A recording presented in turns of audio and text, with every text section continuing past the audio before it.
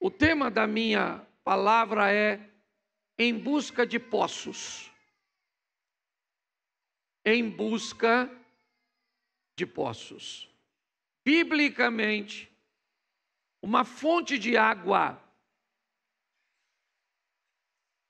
é algo imprescindível. Talvez não seja para nós, ou não tenhamos essa noção, num país tropical como o nosso, onde temos fontes de água. Só aqui em Xerém temos 3, 4 rios passando por aqui. Não temos uma dimensão do que é um ambiente. Às vezes você vai no interior do Nordeste e você vai ver a maioria das casas se utilizando de captação de água de chuva, porque não tem como conseguir água. Uma palavra veio ao meu coração, o que a igreja está com muita urgência de necessidade. E aí veio essa visão ao meu coração. A igreja precisa de poços. Poços. Nós vamos usar hoje a figura de um poço para expressar um obreiro, uma pessoa dedicada, eficiente, apta para receber pessoas, para acolher pessoas, para dar uma palavra de motivação, para ser alguém que pode oferecer refrigério, alívio para aquelas pessoas que estão chegando. Vamos precisar driblar, ou seja, esses poços precisarão ser habilidosos para sobreviver às intrigas, às fofocas, aos problemas, às dificuldades, aos dissabores, aos desencontros, aos conflitos, para que, apesar de sabermos que tudo isso existe, nós conseguimos vencer isso e continuar oferecendo às pessoas a possibilidade de ter um encontro com Cristo Jesus. Não podemos erradicar isso, seria uma utopia, algo surreal, né? Desejarmos que um grupo de pessoas não viva seus conflitos, seus dilemas, seus problemas. Mas em meio a tudo isso, vamos precisar de poços. Pessoas em condições de serem um ambiente de refrigério, de alívio, para saciar a sede daqueles que estão chegando, ou pelo menos que estão passando. Quando você vai num ambiente bíblico, as rotas eram montadas pelos viajantes, não por serem mais próximas, mas eles viajavam de acordo com os poços que encontrariam no caminho. Talvez seja muito mais fácil pegar uma reta, né? A menor distância entre 2 pontos.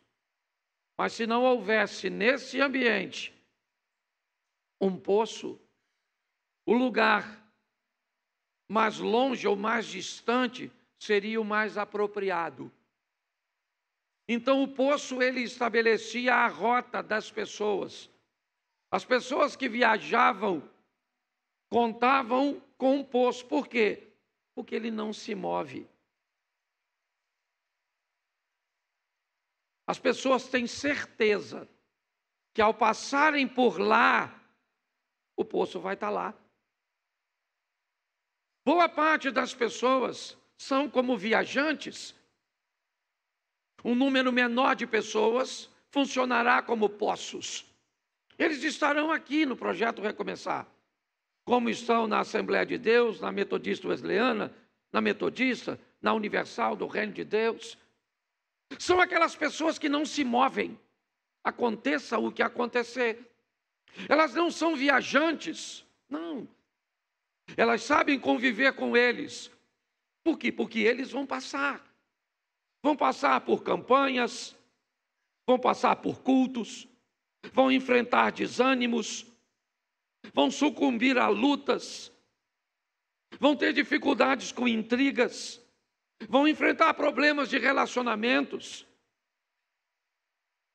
Mas os viajantes, eles vão embora quando isso acontece. Eles diminuem a frequência, mudam a maneira de se relacionar com a igreja. Os poços não. Os poços, eles vão prosseguir no mesmo lugar. Eles vão estar aqui hoje, eles vão estar aqui daqui a 5 anos, eles vão estar aqui daqui a 10 anos. Enquanto eles estiverem vivos, eles vão estar, porque eles não podem se dar o luxo. E o mais interessante de tudo isso é que os viajantes sabem.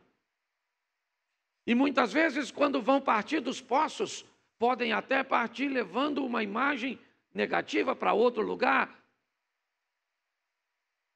Mas é muito comum, depois de um tempo, quando tiver sede novamente, ou passar um outro nível de dificuldade, ele sabe onde o poço está, onde o trabalho de oração está. Ele sabe onde a pessoa do ensino está presente. Ele vai voltar. E nós precisamos sobreviver a isso. Entender que quanto mais poços tivermos na igreja, ou seja, quanto mais pessoas estivermos prontas para sobreviver a todas as adversidades, aptas para animar a si mesmo e aos outros, porque animar os outros ou motivar os outros é mais fácil, muitas vezes, do que animar a si próprio.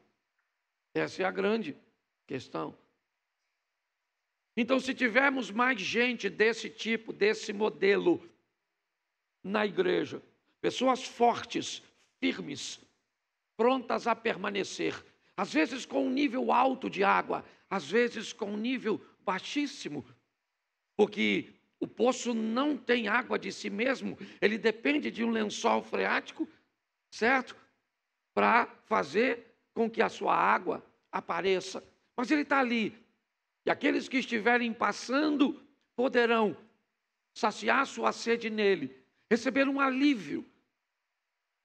Ok? E depois, talvez, vão embora. Para onde? Para a vida. Para onde? Para outra agência do reino. E os poços? Os poços vão continuar onde sempre estiveram, esperando a chegada do próximo viajante. Então eu separei alguns textos bíblicos, porque até agora a exposição é minha, mas agora nós vamos dar uma olhada em alguns poços na Bíblia. Quando você vai fazer a viagem do Egito até Israel, as paradas, os oásis, certo? Os resorts, eles estão sempre posicionados no lugar onde tem água. Você anda 3, 4 horas no deserto sem observar quase nada. Algumas poucas árvores que conseguem sobreviver com o mínimo possível de água retirada do solo. E outras conseguem apenas retirar o pouco que precisam para sobreviver das madrugadas frias. Mas eu quero mostrar a vocês alguns poços. E o primeiro é Gênesis, capítulo 21, verso 19. Põe para mim, por favor. E abriu-lhe Deus os olhos, e viu um poço de água, e foi encher o odre de água, e deu de beber ao menino. Feche os seus olhos.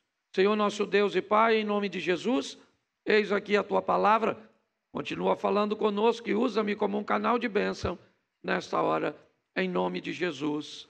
Você pode dizer amém? Preste atenção nessa história. É a história de uma mulher. seu nome Agar. Ela está muito longe de sua terra natal. Ela não pediu para estar vivendo aquilo ali. Quando Abraão enfrenta uma fome, para fugir da fome ele desce ao Egito. E ao passar no Egito, ou ele comprou essa mulher como escrava, ou ele ganhou essa mulher de presente de alguém. A egípcia Agar é dada como uma escrava para trabalhar para a família de Abraão. E ela viaja com eles. Ninguém lhe perguntou se ela queria ir. Ninguém perguntou se ela estava afim de ir. Ela não tinha direito de escolha, porque nem sempre a vida vai te dar. Nem sempre a vida vai perguntar para você se você quer sair desse emprego. A vida vai perguntar se você pode autorizar levar seu cônjuge. A vida vai te perguntar se seu cônjuge, se você gostaria que ele se apaixonasse ou não por outra pessoa, que seu filho se envolvesse. A vida não é muito de dar satisfações. Você que esteja apto e preparado para lidar com os problemas, com as dificuldades que a vida trará, quer diretamente em você ou em alguém, ou algum dos seus. Essa é a grande verdade.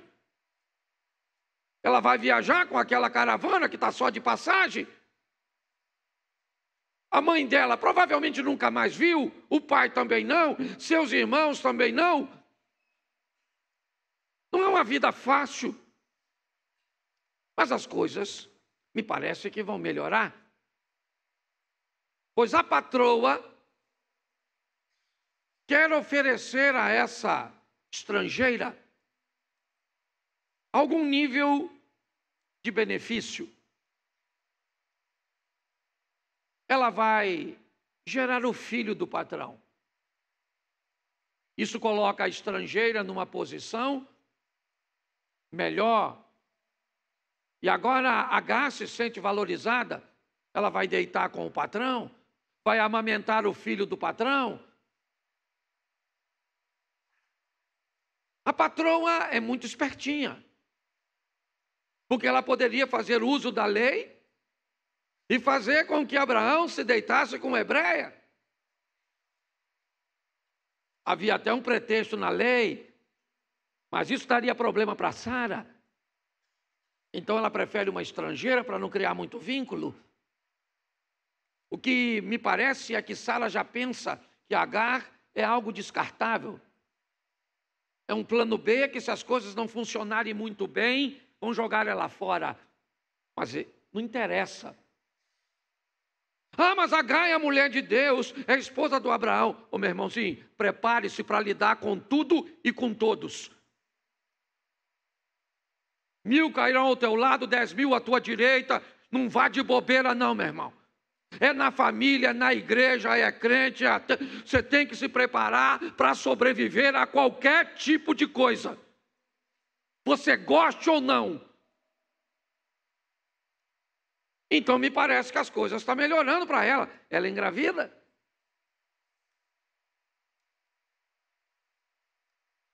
Mas a patroa ficou enciumada. A escrava achou que agora era um pouquinho mais, era só um pouquinho, só. Mas a patroa não gostou. E pior, pior no contexto da situação, a patroa engravidou. Contrariando a expectativa, 89 anos.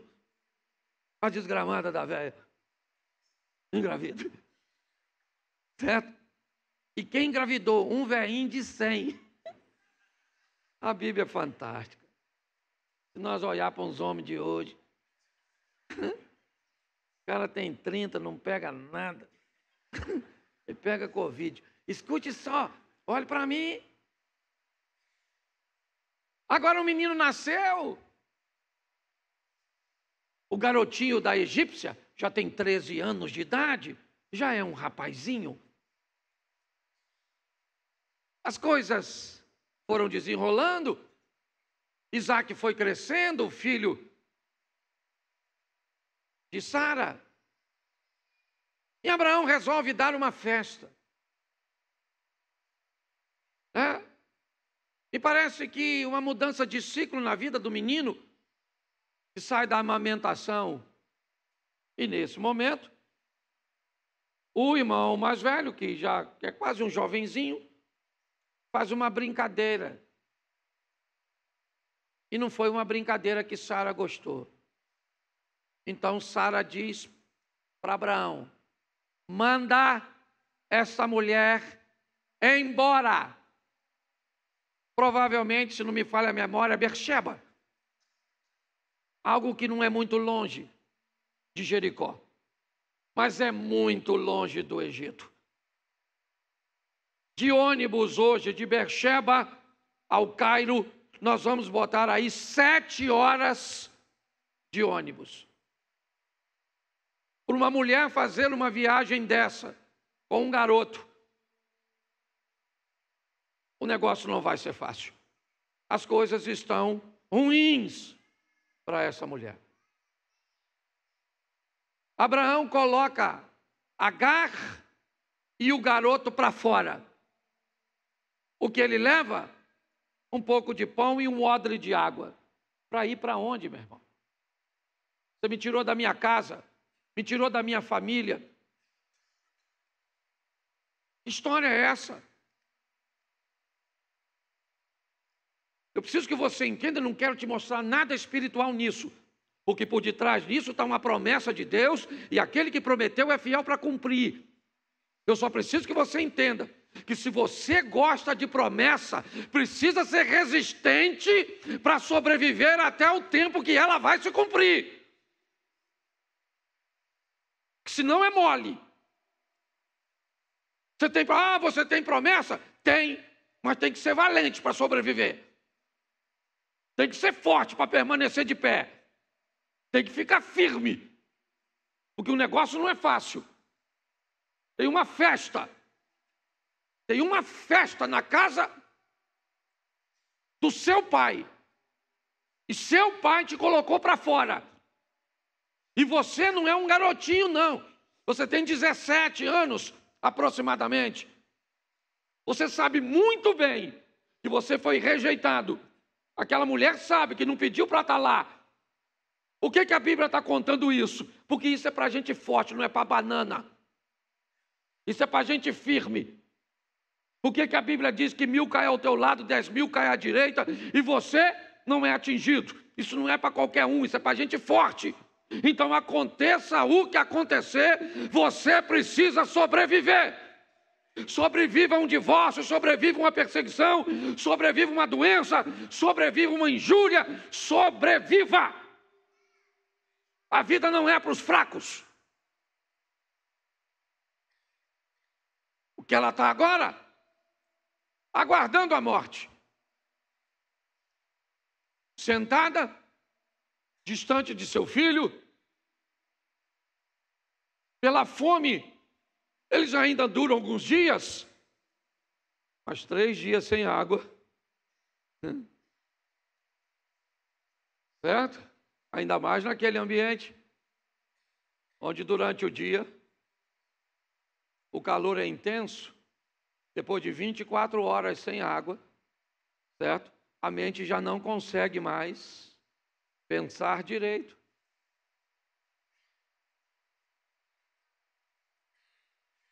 Mas sabe, as coisas não estão bem para Agar, não. A água acabou, talvez ainda tenha comida, eu não sei.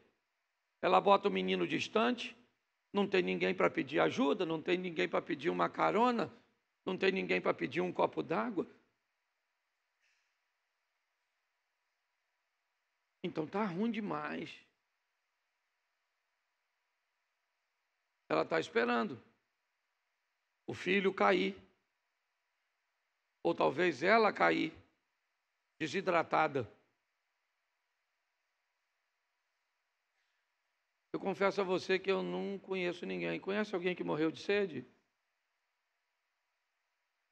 Eu já ouvi falar de gente que Tomou água demais, morreu afogado, morreu queimado. Já ouvi falar de gente que morreu de fome, mas eu nem sei como é que é morrer de sede. Nunca ouvi falar disso. A mente dela está confusa. Quem morre primeiro, eu ou meu filho? Mas o texto em que lemos disse que Deus lhe abriu os olhos. Deus fez o quê? E abriu os.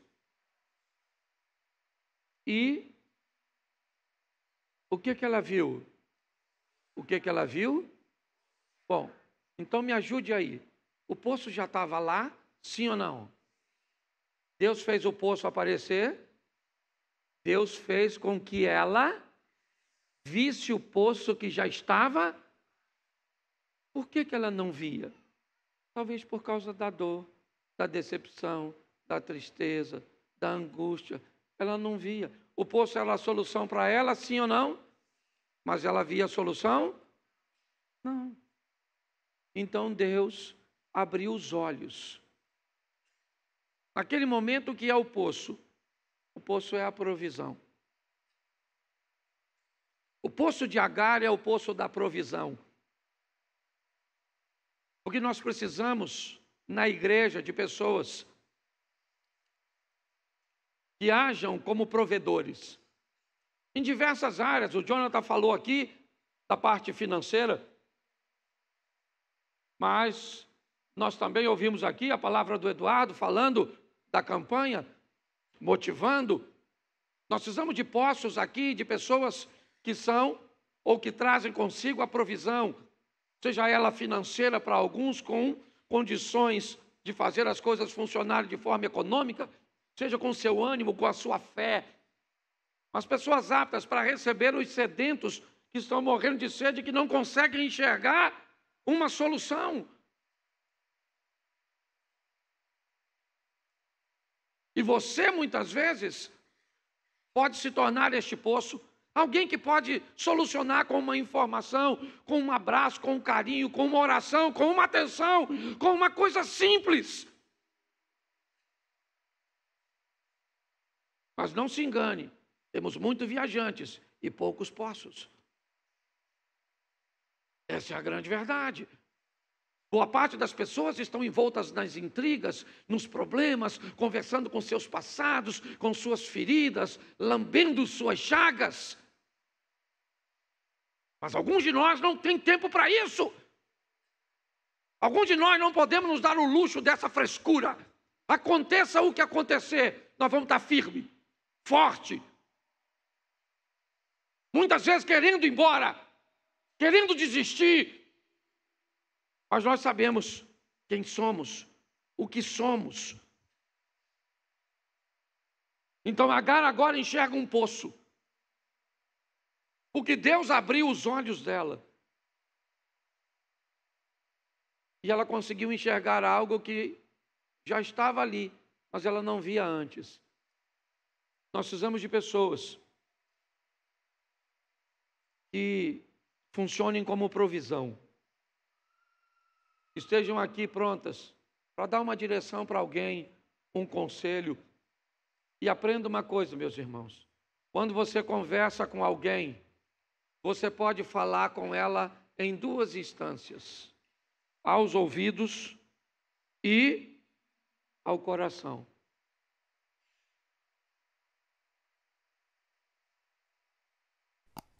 Às vezes, seu pai lhe disse algo a vida inteira. Sua vida nunca mudou. Um dia você vai num treinamento, está numa sala de aula, está num bate-papo com um amigo, e aquele amigo te diz exatamente o que o seu pai lhe disse a vida inteira, e finalmente você mudou de vida. E aí você vai falar, seu pai te pergunta: meu filho, finalmente você mudou. O que é que você mudou? Mudei porque estava conversando com o Edalmo. Edalmo falou comigo isso, assim, assim, assim.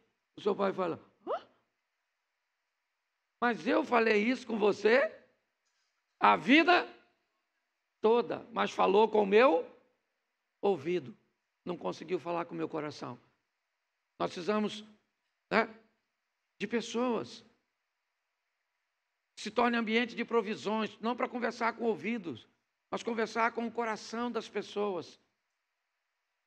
Para que você seja um poço onde a pessoa venha beber e entenda, certo? Que de você ela vai levar provisão. Posso ouvir um amém? João capítulo 4, verso 11. Disse-lhe a mulher: Senhor, tu não tens com que tirar, e o poço é fundo.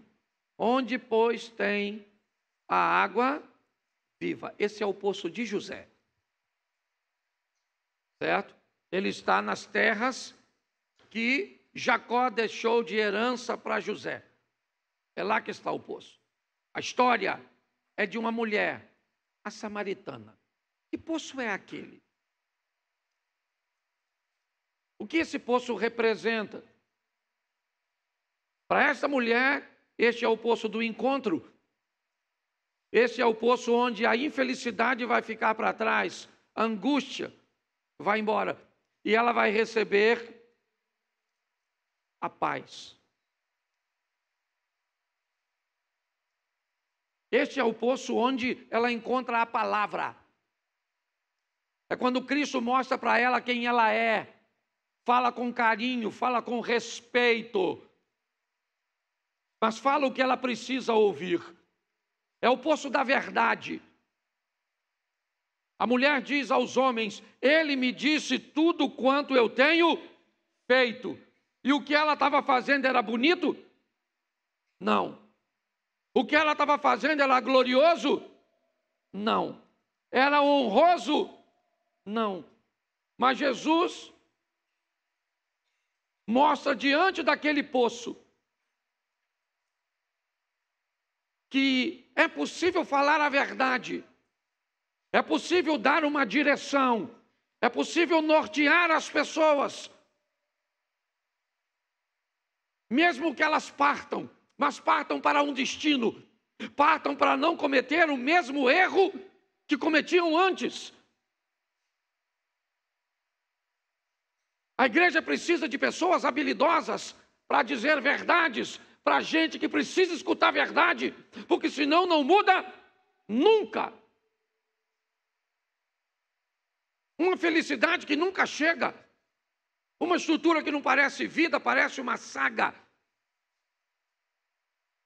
Nós precisamos de gente presente aqui, que seja o poço de José. Pessoas podem ir embora, mas vão para viver em paz, vão para ganhar a paz, vão para ser feliz. É assim que funciona.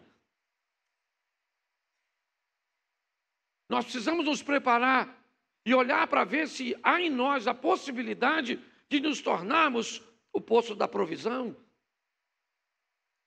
o poço da felicidade, da paz. Aqueles que vão estar aqui em meio à guerra. Lembra do salmista? Ai de mim, que peregrino em Meseque, habito em meio à tenda de Quedar. Sou pela paz, mas quando eu falo de paz, eles querem a guerra. O cara que escreve isso é um judeu, está entre bárbaros e palestinos. Não há como ter paz naquele ambiente, mas ele é uma pessoa de paz. Ele é alguém que a proposta sempre é pacificar. Dizer a verdade, mas dizer a verdade com o propósito de trazer mudança de vida. Nós precisamos de um grupo grande, certo? De poços como o de José. O terceiro poço, Gênesis 26, 15. Nós vamos ao 15, ao 27, ao 29. Tá certo? Essa é uma história bem legal. São os poços do Isaac.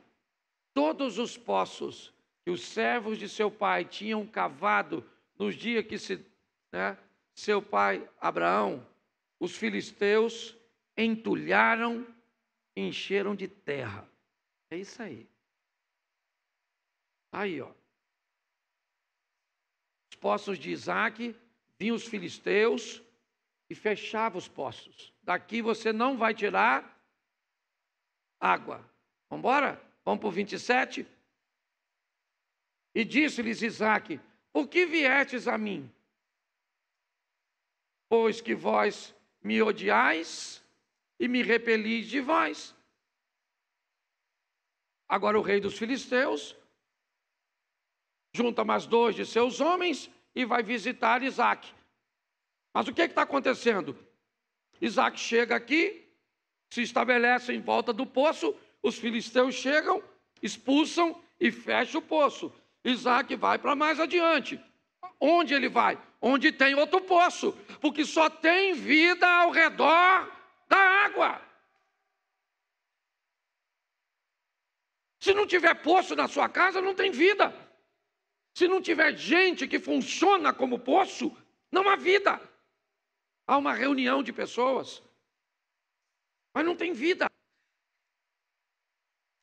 Mas onde ele chega, quem chega? Os filisteus, fecha os poços. E vai Isaac, outro poço, chega os filisteus. O verso 27. Abimeleque vai até ele. E aí Isaac disse: ô cara, o que você está vindo até a mim? Você não tem vergonha, não? Vocês me odeiam. Vocês estão me expulsando de perto de vocês. Todos os meus poços, vocês entulham. Já passei pela igreja ali, o pastor entulhou meu poço. Aí passei no outro lado de lá, aí entulhou meu poço. Passei no relacionamento ali, entulhou meu poço. Ah, meu pai entulhou meu poço. Minha avó me entulhou meu poço. O fulano entulhou meu poço. Ele está indo embora.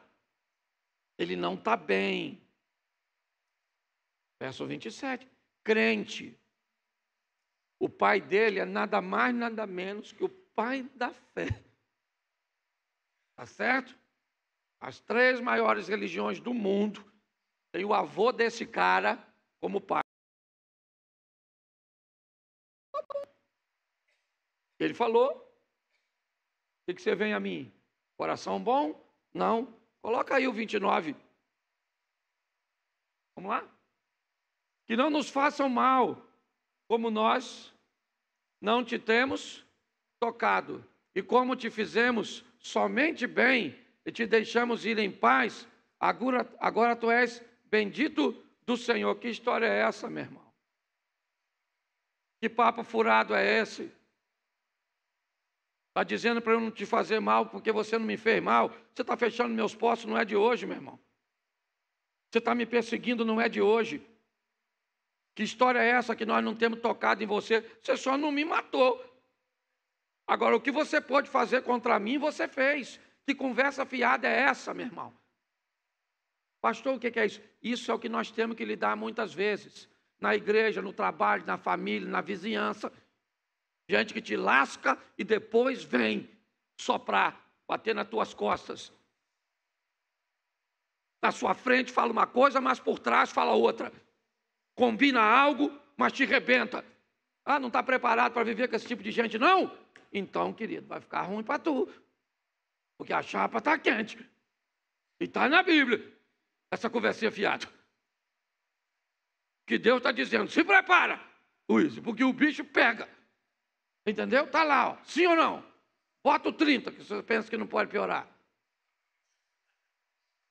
Bota o 30, santo varão.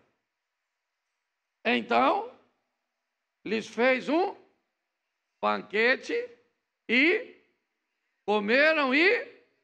Bota o 31. E levantaram-se de madrugada e juraram um ao... E depois os despediu e despediram-se dele em... Preste atenção aqui, porque isso é legal. Esse poço é maneiro. O que vem aí, já, já. Os poços estão tudo fechado, sim ou não? Sim ou não? Isso, me ajuda aí, poxa. Tá certo? Uma discussão danada, uma falsidade. Lascada, lascada.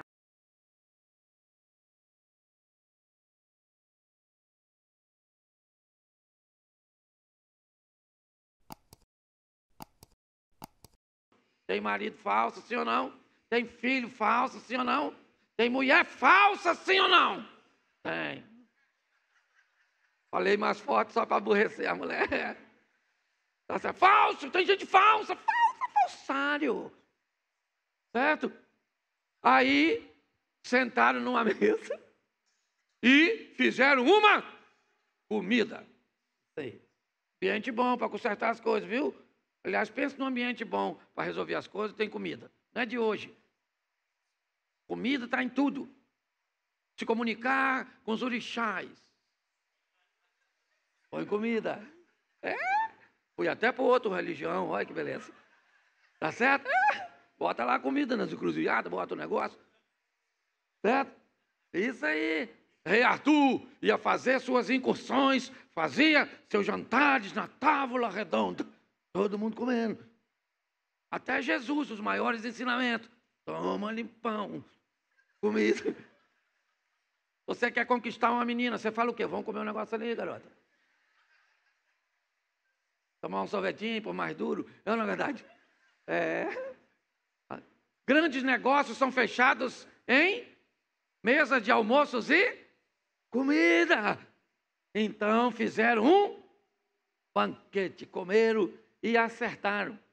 Por quê? Porque a vida continua. Às vezes dá para ir junto. Levantaram-se de madrugada e juraram um ao outro. Depois aconteceu o quê? Despediu.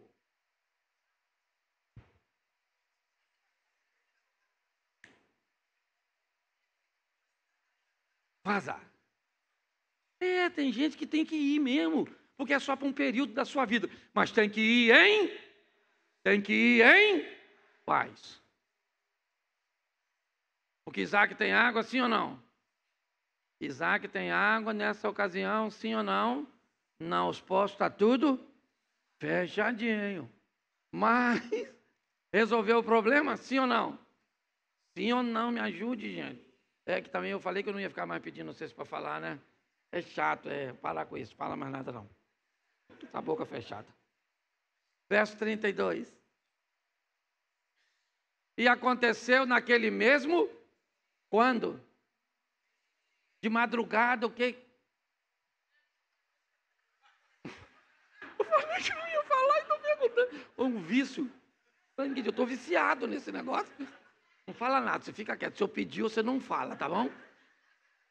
Então, escute só.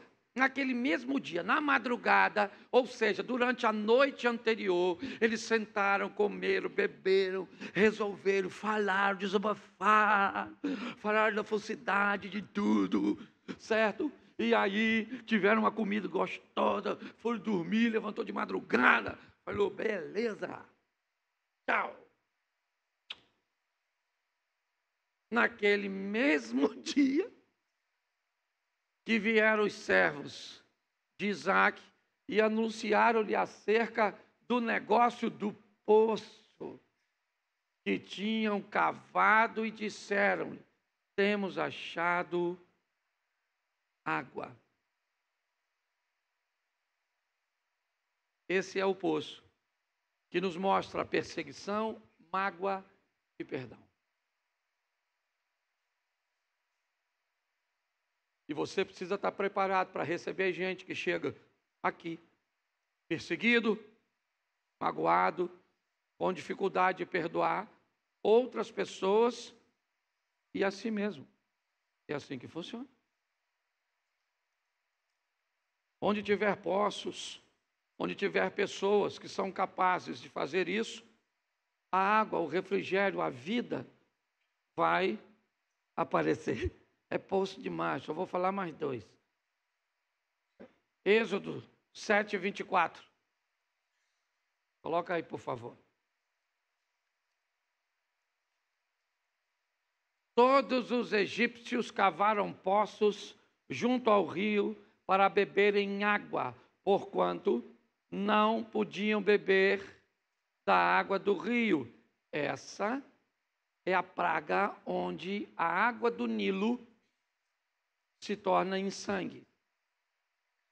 Toda a água que havia saído diretamente do Nilo, estivesse a água na botija, na cisterna, certo? Onde a água tivesse, se ela saiu do Nilo, a praga que transformou a água em sangue ou numa cor avermelhada, mas sem condições de beber, tá certo? Não necessariamente o sangue, ok? Provavelmente não tem como ser isso. Você sabe, você entende um pouquinho o que o sangue faria, certo? Ele iria coagular, não tinha como, certo? Mas é um vermelho de cor ruim, ok? Tóxico, que matou os peixes, que era impuro. E agora os egípcios estão com um problema. Nós vamos beber de onde? O que nós vamos fazer? Não tem água no Egito, com aquele rio imenso passando e o pessoal morrendo de sede. O que é o poço agora? O poço do Egito é o poço da solução. Eles precisam solucionar o problema, entendeu, Bruno? Precisa solucionar, precisa resolver. Se a resolução for o que você gostaria que fosse, se o desfecho fosse segundo o seu modelo, seria bom demais. Seria bom demais. Mas quem garante a você que vai ser segundo seu modelo?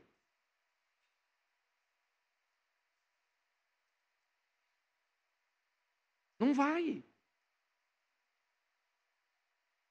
Não é sempre que as coisas vão acontecer do jeito que você espera. Então, sabe o que eles fazem? Nós vamos buscar um poço.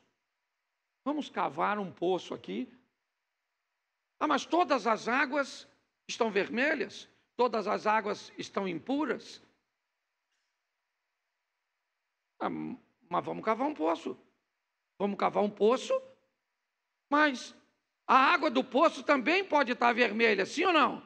Mas nós só vamos descobrir depois que cavarmos. Você precisa de uma solução? Então não dá para ficar parado.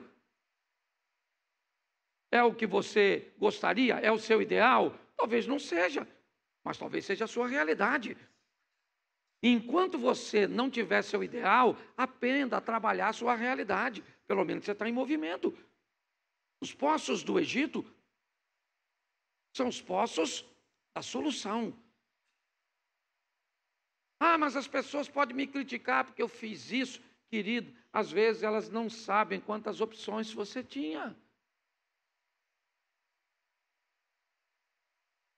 Às vezes era a única opção. Você precisa entender isso.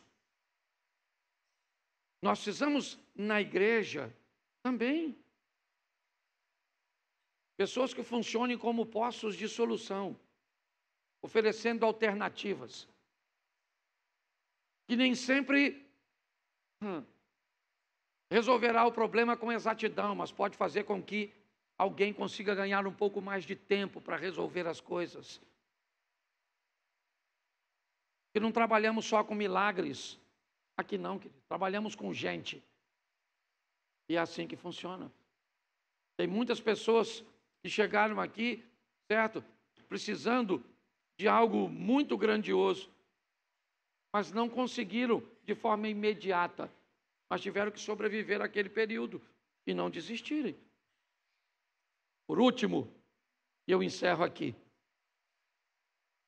Segundo livro do profeta Samuel. Capítulo 17, verso 18. Mas viu-os todavia um moço e avisou a Absalão. Porém, ambos logo partiram apressadamente e entraram na casa de um homem em Baurim, o qual tinha um poço no seu pátio, e ali dentro desceram Jonatas e Aimás. São os dois homens que são caçados por Absalão, por manter uma aliança com Davi. O poço de Baurim é um poço que oferece abrigo. Está no pátio da casa do homem, né? O local é Baurim, o nome do poço não fala, que você pode colocar você, se quiser, como dono desse poço ou como o próprio poço. E quando os dois estão ali, Absalão chega na casa para procurá-los. Os dois resolvem descer no poço. Uma mulher coloca uma tampa, joga umas cascas por cima da tampa, de forma com que Absalão e seus homens não conseguem identificar o poço. E naquele momento, aqueles homens são abrigados, são protegidos, estão escondidos.